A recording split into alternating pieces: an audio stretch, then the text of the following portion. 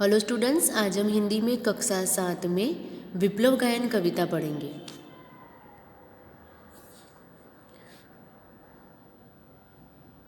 विप्लव गायन। बच्चों, यह कविता सिर्फ रीडिंग के लिए है। इस कविता के कवि का नाम है बालकृष्ण शर्मा नवीन।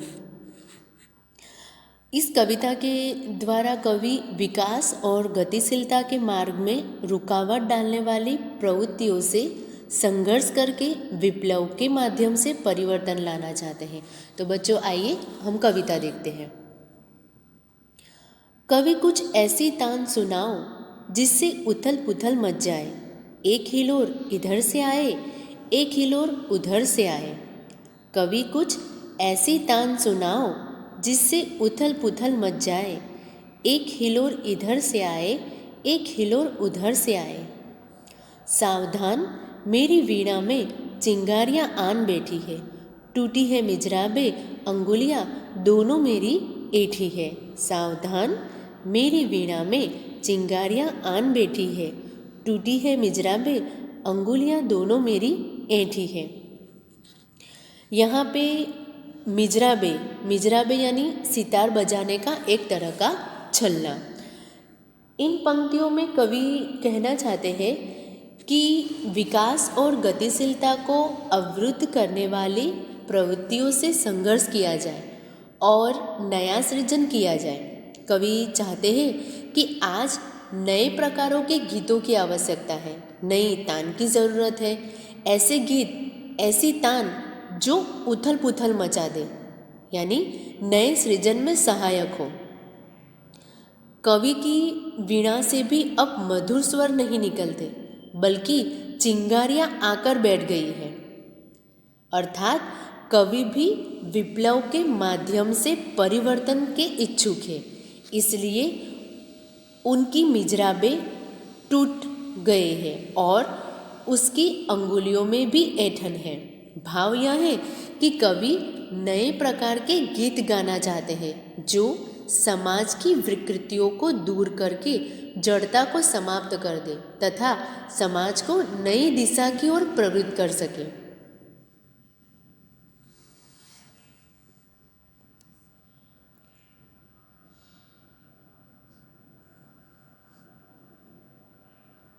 कंठ रुका है महानाश का, मारक गीत रुद्ध होता है।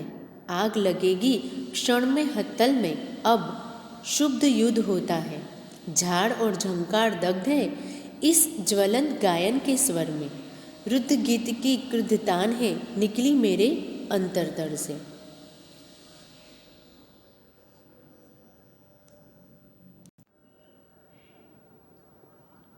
यहाँ पर कंठ यानी गला, मारक का अर्थ होता है मारने वाला,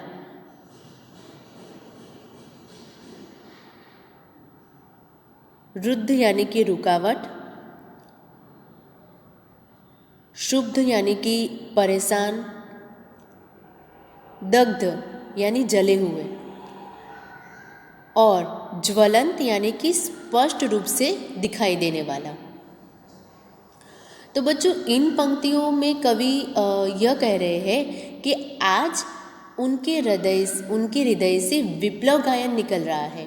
आज वह मधुरता के गीत गाने के इच्छुक नहीं है।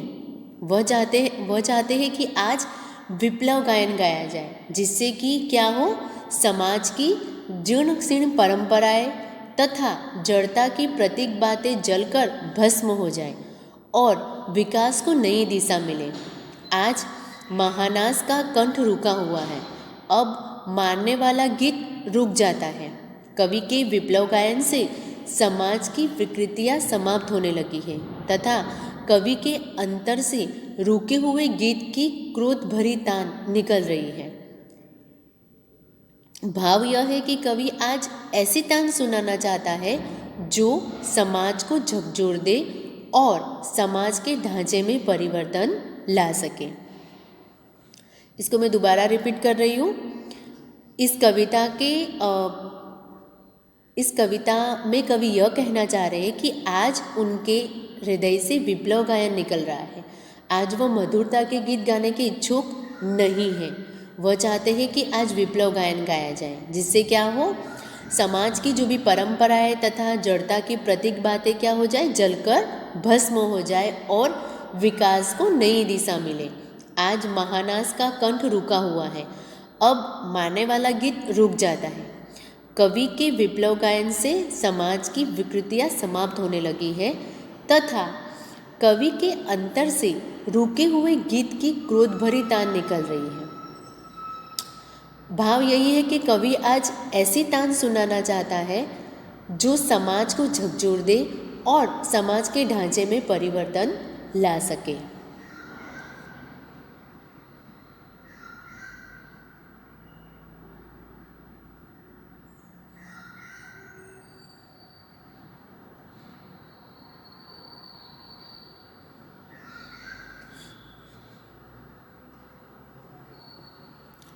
कण कण में है व्याप्त वही स्वर, रोम रोम गाता है वह ध्वनि, वही तान गाती रहती है कालकूट फणी की चिंतामणि।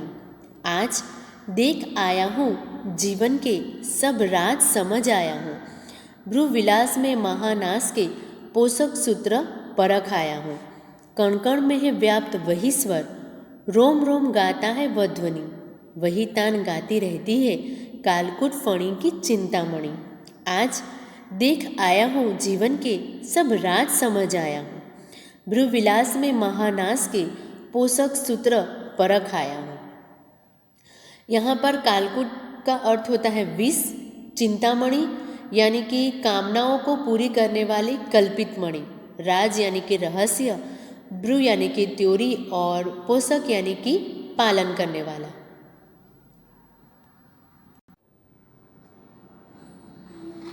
इन पंक्तियों में कवि यह कह रहे हैं कि आज चारों ओर विप्लव गायन का स्वर सुनाई दे रहा है, सभी ओर से एक ही ध्वनि आ रही है और जो एक ही तान गा रही है। सर्प की फणी की चिंतामणि भी आज विप्लव की बात करती है, अर्थात चारों ओर जड़ता, परंपराओं, विकास में बाधक तत्वों के विरुद्ध आवाज उठ रही है। सभी ओर से जड़ता के विरुद्ध संघर्ष करके नए सृजन की बात की जा रही है। कवि को जीवन का यह रहस्य भी भली भांति समझ में आ गया है कि विनाश होकर ही नया जीवन प्राप्त होता है। भाव यह है कि जब जड़ता एवं जीर्ण शीर्ण विचार नष्ट होंगे तभी परिवर्तन आएगा तथा नव सृजन हो पाएगा। इसको मैं वापस से रिपीट कर रही हूँ।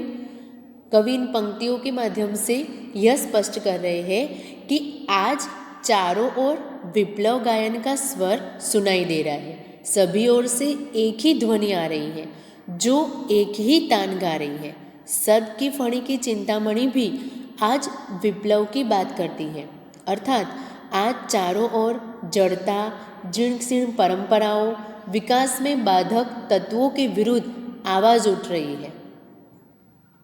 सभी ओर से जड़ता के विरुद्ध संघर्ष करके नए सृजन की बात की जा रही है। कवि को जीवन का यह रहस्य भी भली भांति समझ में आ गया है कि विनाश होकर ही नया जीवन प्राप्त होता है। तो भाव यही है कि जब जड़ता एवं जीर्ण विचार नष्ट होंगे तभी परिवर्तन आएगा तथा नव सृजन हो पाएगा। तो बच्चों, हमने यहाँ पर विप्लव गायन कविता देखा, विप्लव गायन कविता का भावार्थ हमने देखा। तो बच्चों, इस कविता का जो सार है वो मैं आपको बता देती हूँ। इस कविता के द्वारा कवि विकास और गतिशीलता के मार्ग में रुकावट डालने वाली प्रवृत्तियों से संघर्ष करके विप्लव के माध्यम से परिवर्तन लाना चाहते हैं। कवि चाहते हैं कि ऐसी तान सुनाई जाए जिससे क्या हो जाए, उथल पुथल मच जाए तथा नए सृजन का मार्ग प्रशस्त हो। कवि की वीणा में चिंगारियाँ है, माधुर्य नहीं। सितार बजाने के छल्ले यानी कि जो मिजराबे है वो टूट गए हैं तथा उंगलियों में ऐंठन है। महानास का कंठ रुक गया है तथा मारने वाले गीत में रुकावट आ गई है। जिसके कारण हृदय तल में आग लग जाएगी। विप्लव गायन के कारण पुरानी बातें जड़ता जल रही है, जैसे झाड़ झंखाड़ जल जाते हैं। कवि के हृदय से क्रुदधान निकल रही है। कवि के हृदय से सर्प की फणी की चिंतामणि रूपी तान आती रहती है। कवि ने जीवन का राज समझ लिया है कि विप्लव के माध्यम से ही परिवर्तन आ सकता है।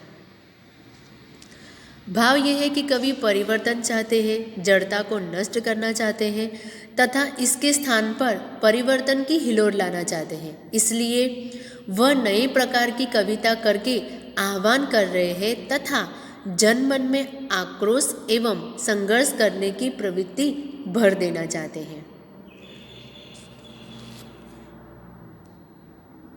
तो बच्चों, हमने यहाँ पर विप्लव गायन कविता देखी और उसका भावार्थ यहाँ पर हमने देखा।